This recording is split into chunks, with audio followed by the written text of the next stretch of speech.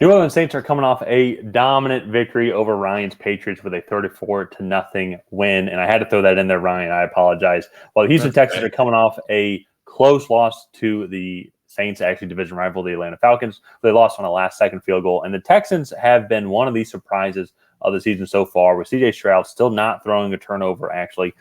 Texans are having one of the top overall passing offenses, and let me just double-check. I believe that they're like top 5 in overall passing Yes, yards. they should be. Yep, they should. They're third actually with 1,374 passing yards up to this point here. And Ryan, kind of want to throw it over to you. I keep going back and forth in my head internally, honestly, with who I want to pick for this game. But what are your expectations of each team coming in? The Texans have been a surprise, and this been extremely consistent all season long, it seems. Yeah, that for me is been very strange to watch. Just it's very rare to see a rookie quarterback come in and immediately have this level of command and then success over an NFL offense against not bad NFL defenses. Like he's done this against, I think, the Colts, Jags, Falcons, and then a couple others that are like those aren't bad defenses. So it's fun to see. But one of the things with the Saints that really stuck out to me last week, and granted, they won 34-0, but it should have been like 54-0. They made a lot of mistakes. They had, I think, 12 penalties for like 85 yards and like multiple drops.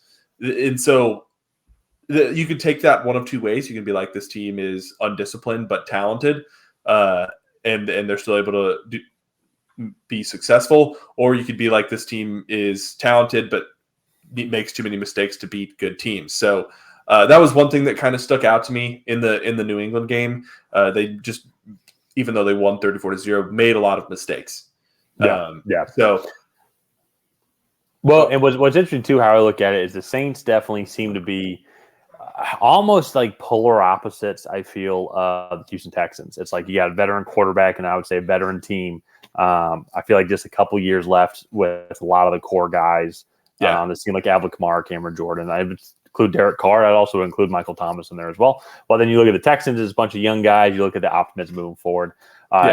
Saints are well below average in overall passing yards per game, but are up there, actually have a decent running game overall. Let me double check on their exact running stats. They're only averaging about 97 yards a game, which is probably a little below average. So they're a little bit below average. The Texans are also a little bit below average in the running game as well, so maybe they're comparable there. But passing-wise, though, as we mentioned already, very high, third overall in passing yards per game. Well, defensively, then they're the exact opposite. Saints have an above-average defense, while the Texans have a below-average defense, but still young. Will Anderson and company is like, keep getting after the quarterback, keep providing some pressure.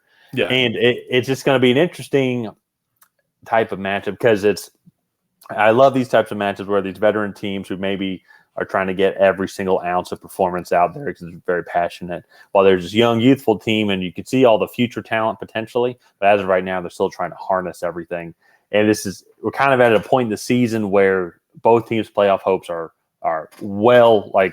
extremely alive. And we'll still be after this game, but winning this game, Saints going to 4-2 versus being 3-3, and Texans going to 3-3 instead of being 2-4. A lot is on the line here for both teams. It's just going to be interesting to see how the young Texans team handles it, how C.J. Stroud handles it against this. Frankly, just really good secondary in New Orleans. It does seem like they will be without Tank Dell. He is in the concussion protocol. He got a concussion in the Falcons game. And that's going to be tough to come back from, just because of what I feel has really been a good balance for this team. They've had the three key types of receivers. Nico Collins has been your X guy. He can go out and kind of do whatever route you want. Robert Woods has been your consistent veteran. Well, Tank Dell's been that slot guy that can just find ways to get open. It's got a lot of juice, I think, that he adds to that receiving core. Absolutely. So it's going to be very interesting to watch here. Love, honestly, seeing the Texans. Also, too, as a Falcons fan, really want to see the Texans win, but still unsure on my pick. Who do you have winning this game? So for me, I'm going to go with the Saints. One of the things that the Texans, without Tank Dell, Marshawn Lattimore's had a really good year, and the Saints defense, I think, has just improved every game this year. And I still don't know how good this Texans offensive line is. And I think the Saints have a pretty good pass rush. Maybe just from watching the Patriots game last week, which was absolutely abysmal on the Patriots' behalf. Maybe I'm overhyping the Saints a little bit, but this is a really good defense, and I think they give C.J. Stroud some looks that he probably hasn't seen yet. I'm going to go Saints. I'm going to say 23 to 17. I'll say it's a one-score game there. I just think this defense is going to be good. This offense is consistent. So yeah, I'm also going to go with the Saints as well. I was really wanting to just pick opposite of you just for our season-long competition and try and pick up some games on you. But just looking at it, I think Alvin Kamara coming back is going to be a huge help.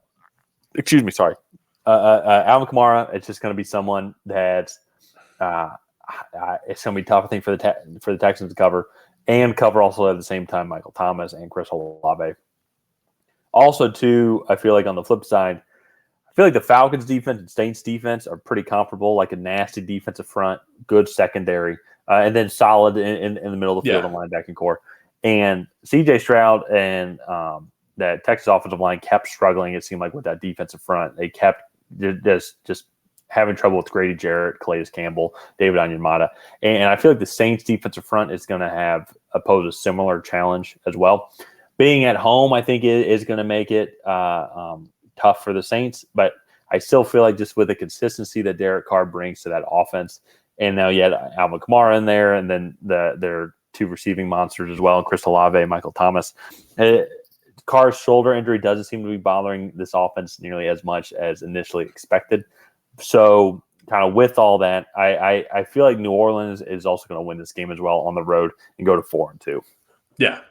So I think this will be a close game. I just am leaning towards New Orleans for that fact that Tank Dell's out. This defense is probably a little bit better. So yeah. But let's go ahead and wrap this video up here. If you guys have not already, please go ahead and like and subscribe. Leave a comment down below on who you think comes out ahead in this matchup. Is it going to be the New Orleans Saints? Is it going to be the Houston Texans? And other than that, we will see you guys next time.